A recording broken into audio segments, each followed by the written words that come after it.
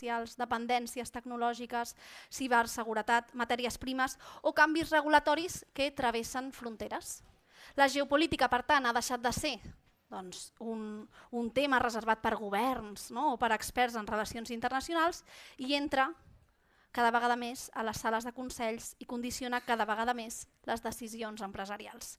Per entendre el moment geopolític, ja ens ho han explicat en altres taules, la Laura Rahola ho ha fet molt bé, a mi m'agrada molt pensar en aquest moment geopolític dels últims anys hi ha un meme a Instagram que m'agrada molt, m'ha sortit moltes vegades a l'algoritme, ja em deu conèixer bé l'algoritme, que són dues noies parlant i una li està explicant xafarderies a l'altra, salseos. Llavors està ja parlant així, superexcitada. I l'altra l'escolta però amb la boca oberta, riu, com? Llavors posa 2019-2026. És com si avui li estiguéssim explicant al 2019 tot el que ha passat aquests anys, doncs estaríem això, al·lucinant.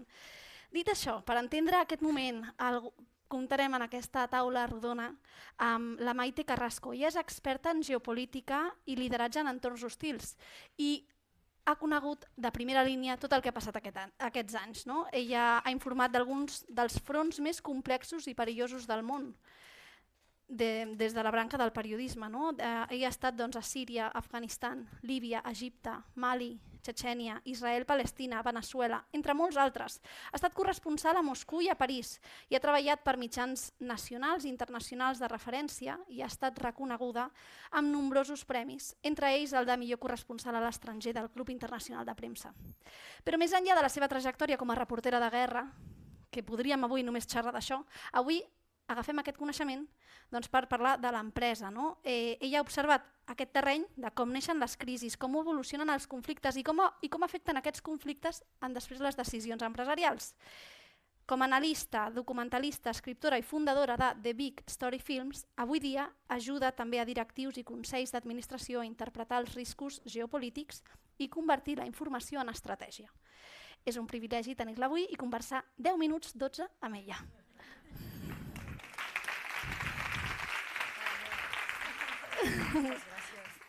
Maite. 10 minuts només. 12? Intentarem. Sí. A veure, ara sí, no? Perfecte. Molt bé, gràcies. Doncs fent referència a aquest meme que he dit, de dues noies i això, el 2019 i el 2026, com conversen entre ells, com li explicaries a una empresària, empresari o directiu català què ha passat en el món en aquests últims 7 anys? Tingues en compte el temps que tenim? Sí, bueno, faig molt ràpidament. Sí, ha de ser com el meme d'Instagram. Lo voy a contar muy rápido, pero lo vais a entender muy bien. Estamos viendo una confluencia de muchas cosas que no habían pasado al mismo tiempo nunca en la historia. Es decir, una es que estamos en la tercera revolución planetaria. Vimos el neolítico, la revolución industrial, todo eso se ha acabado, al petróleo le decimos adiós y estamos en la era de la ciencia y la tecnología, que trae cosas que no conocemos como la inteligencia artificial, que es un agente inteligente externo que va a acabar con millones de puestos de trabajo, la conquista del espacio, pero es que a la vez estamos viendo y sufriendo el cambio climático y eso arrastra dos cosas muy interesantes e importantes y que cambia todo el tablero geopolítico. Uno es la transformación energética, esa transición que tenemos que hacer del petróleo a los minerales, ¿no? Y otro es el cambio demográfico que va a traer consigo cuando ya somos 8.000 millones de personas en el planeta. Nos hemos triplicado desde 1945. Dicho esto, lo que está pasando es que eso está moviendo el tablero internacional de una manera como un terremoto, como un tsunami. ¿Por qué? Porque el líder del futuro va a ser el líder que va a tener las energías del futuro para llegar, y vuelvo al principio, a la era de la ciencia y la tecnología. ¿Y quién está ahí? China. China se ha posicionado y va a ser el líder del mundo en el año 2050. Estados Unidos se ha dado cuenta y ahora hemos entrado en una carrera por el liderazgo mundial de potencias emergentes hacia Pacífico contra Occidente. Y Occidente está perdiendo. Te iba a decir, sí, es que una pregunta, ¿no? Si nosotros tenemos alguna posibilidad de estar liderando. Bueno, Estados Unidos no se rinde, los europeos nunca hemos empezado, creo que nunca hemos empezado. Si hubiéramos empezado nos podríamos rendir, ¿no? Pero como no estamos ahí en la carrera, porque mira, la carrera de la inteligencia artificial, estamos de árbitros, ¿sabes? Mirando a unos, a Estados Unidos y a China y regulando, que eso sí sabemos hacerlo muy bien, ¿no? Sí, regular. ¿Cuál es el riesgo geopolítico que están infravalorando más actualmente las empresas? Bueno, yo creo que es no darse cuenta de lo que os estoy hablando, del impacto que va a tener todo esto, que va a ser muy grande y que tenemos que tener los ojos bien abiertos a lo que va a pasar. Yo cuando hacía cursos de supervivencia, yo he estado en 12 guerras, y hacía un curso de supervivencia que te obligaban a hacer, lo hice en UK, en Hereford, con la unidad de élite del ejército británico, y decían, en una guerra nunca esperes o nunca te preguntes si va a pasar algo, sino cuándo va a pasar algo, ¿no? Yo creo que estamos en ese momento en el que tenemos que esperar a ver cuándo va a pasar algo. ¿Y qué está ocurriendo? Dos cosas muy importantes. Una, que la globalización ha muerto. La globalización, señoras y señores, hay un trilema que el señor Rodríguez lo explica muy bien, y es que nos obliga a elegir entre soberanía nacional o democracia. Las dos no se pueden tener. Entonces, imaginaros, ¿no? Por ejemplo, ¿qué ha elegido Estados Unidos? Soberanía nacional y no globalización. Y en esas está todo el mundo. Y otra cosa que hay que ver muy de cerca, por ser muy rápida, es la fractura en Estados Unidos y la deuda mundial. La deuda de Estados Unidos va a estallar. Son 31 billones de dólares de deuda y nadie le está prestando atención. En un país completamente dividido, con una fractura social brutal, y donde lo que vaya a pasar en los próximos meses nos va a impactar al mundo entero. Tenemos un público lleno de líderes, de personas que están al frente de proyectos, de empresas. ¿Cuál es la diferencia o qué cualidades diferencian a un líder que sabe moverse bien o navegar entre la incertidumbre de otro que pues, funciona bien cuando las cosas son estables? Pues dos cualidades, yo creo. Una es anticiparse y ser curioso y conocer, tener información. La información es poder, que es el lema del CNI, pero lo tienen los espías y lo podemos adoptar todos, porque la inteligencia la tenemos como líderes y tenemos que ser inteligentes para tener información. La información hoy en día no la vemos, ¿eh? La tenemos que buscar. Lo que tenemos es desinformación porque es algo buscado. En estas guerras de cuarta generación, que son las nuevas, nosotros somos el objetivo. A Putin le importa más que nosotros sepamos o estemos contra la guerra en Ucrania que la gente que pueda morir en el frente. Por lo tanto, la desinformación. Tenemos que informarnos muy bien y anticiparnos. Yo creo que la anticipación es básica para crear escenarios. Te pongo un ejemplo. Shell, la guerra de los 6 días, ya previó y se hizo escenarios con varios expertos para ver qué iba a pasar, y cuando hubo un embargo con el petróleo, Shell estaba preparada. Se convirtió, de ser la séptima, se convirtió en la segunda petrolera del mundo porque lo previó. ¿Qué ha pasado con Spirit Airlines? ¿Alguien conoce esta historia de Spirit Airlines? Pues acaba de cerrar. Es una low cost estadounidense que por culpa del cierre del estrecho de Hormuz acaba de cerrar después de 25 años. Es decir, hay que prever lo que va a pasar y ser listas para ir allí y listos para estar previendo lo que va a ocurrir para que no nos pase a nosotros, ¿no? Y tomar una oportunidad. Hay competencias del liderazgo que son especialmente importantes en momentos hostiles, ¿no? O en momentos de cambio o de incertidumbre. ¿Cuáles de estas competencias podríamos decir que están atribuidas a este liderazgo femenino? Que hoy hemos hablado de este liderazgo femenino, que no podemos perder de estas competencias concretas. ¿Cuáles crees que se asocian o que son importantes? Bueno, yo creo que muy importante es la escucha. Escuchar dentro de una empresa, dentro de un consejo de administración, qué va mal, ¿no? Yo creo que eso es muy importante y conciliador, y no tener el ego de decir, no, yo voy a sobrevivir a esto, no me hace falta, porque la inteligencia artificial no me va a impactar. A lo mejor sí te impacta, ¿no?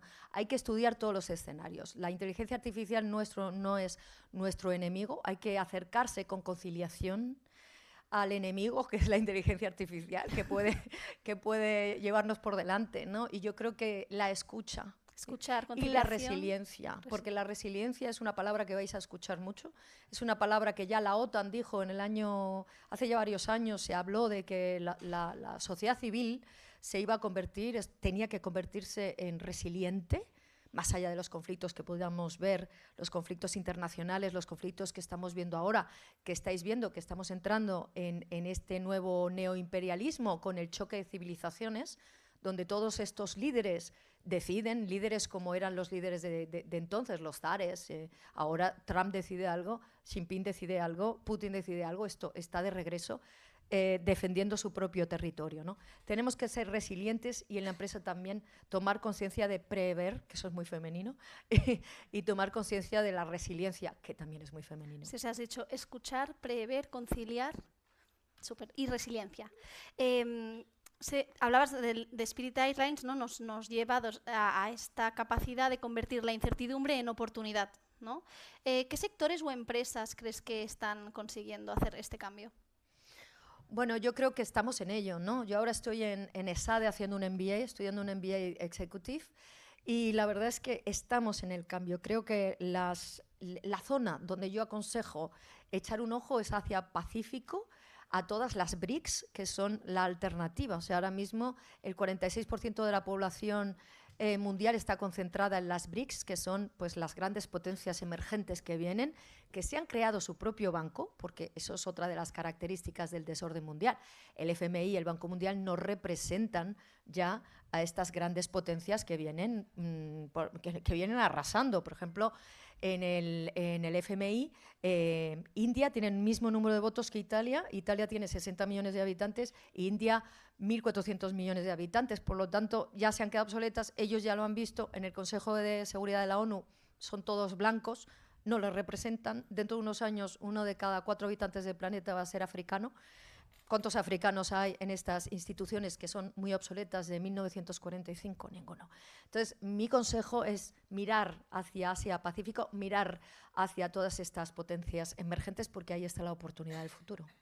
Si pudieras incidir en los consejos de administración, los consejos de dirección de las personas que están aquí presentes hoy, ¿qué estrategia llevarías a cabo, o sea, qué decisión estratégica tomarías de cara al 2030? Bueno, yo creo que lo más importante es lo que decía, información, pero no información cualquiera. Y eso requiere también de información válida, que sea filtrada, información de inteligencia. Está en vuestras manos. Se llama OSINT, son fuentes abiertas. Podéis encontrarlas de la mano de personas como yo que os pueda aconsejar qué podcast escuchar, qué lugares ir, Chatham House, ¿sabes? Sitios donde escribe gente de los militares, de los académicos, que no salen en los medios de comunicación, ¿no?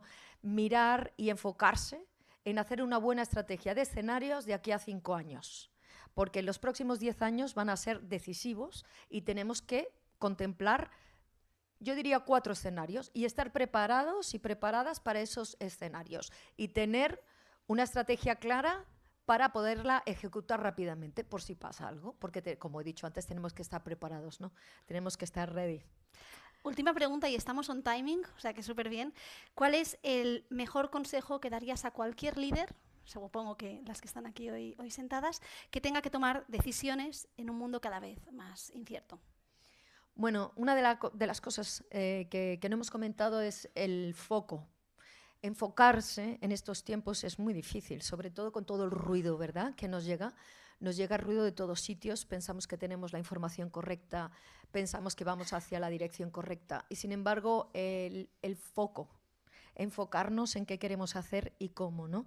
Y eso yo creo que yo no soy la persona que puede indicar cómo enfocarse, porque cada uno de vosotras sabéis qué hacer en vuestros sectores. Cada una de vosotras tenéis que estudiar el foco e ir a por ello. Es decir, quiero llegar a este objetivo en estos años y voy a ver cómo lo voy a hacer. Yo creo que el foco es lo más importante. Gracias, Maite. Gracias porque cada respuesta ha sido muy valiosa. Gracias. Gracias.